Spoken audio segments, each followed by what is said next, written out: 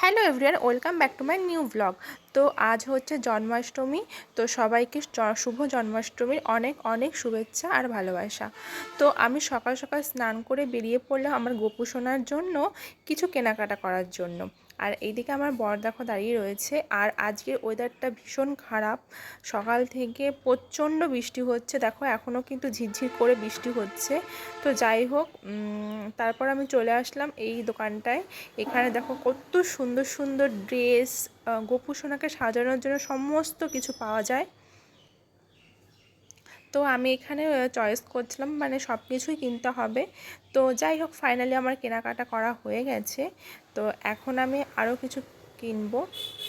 আর এইদিকে দেখো কি বৃষ্টি নেমেছে। এখানে আমি গোপু সোনার জন্য হচ্ছে ফুল নেব, গোলাপ আর রজনীগন্ধা।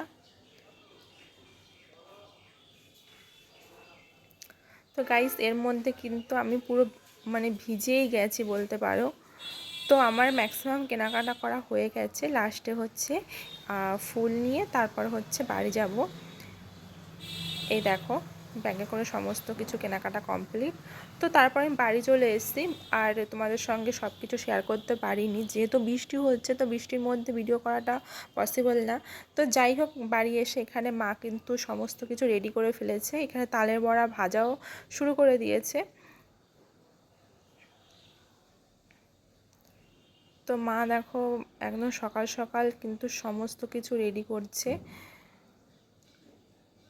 তো আজকে কী কী রান্না হবে সবটাই কিন্তু তোমাদের সঙ্গে শেয়ার করব। আর চলো কী কী কিনে আনলাম সেগুলো আগে দেখাই। যে এখানে রয়েছে কিছু ফল, এই যে।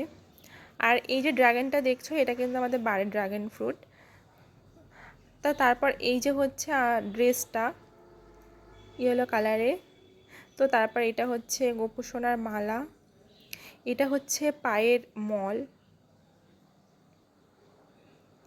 এটা হচ্ছে চুড়ি। তো এটা হচ্ছে বাঁশি, বাঁশিটা কি সুন্দর দেখো, ময়ূর আঁকা। এটা হচ্ছে গোপুর চুল,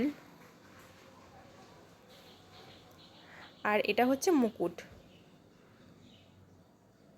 আর এই দেখো, এটা হচ্ছে দুটো ইয়াররিং। তো তারপর এখানে আছে কিছু ফুল। তো তারপর এখানে আছে রোজ ওয়াটার। তারপরে কিনেছি একটা অগুরু, এগুলো স্নানের জন্য। আর এখানে কিছু চকলেট আছে। আর এখানে আছে রসমালাই, ক্ষীর আর হচ্ছে দই। তো তারপরে কিনেছি একটা বাটার মিষ্টি। আর এখানে আছে কেক। তো ব্যাস, এই ছিল কেনাকাটি। তো তারপর আমি হচ্ছে সাবু ভিজিয়ে রাখলাম, এটা দিয়ে আমি খিচুড়ি করব ভেবে রেখেছি। আর এইখানে দেখো তালের বড়া রেডি হয়ে গেছে প্রায়। আর এখানে মা ভাজা পিঠে বানাবে তার জন্য করেছে। আর এখানে মশলাও হয়ে গেছে। তারপর আলু কাটা হয়ে গেছে আলুর দমের জন্য। তো চলো এই ছোট্ট ভিডিওর মাধ্যমে সবটাই দেখতে পারবে, আর ভিডিও দেখতে থাকো।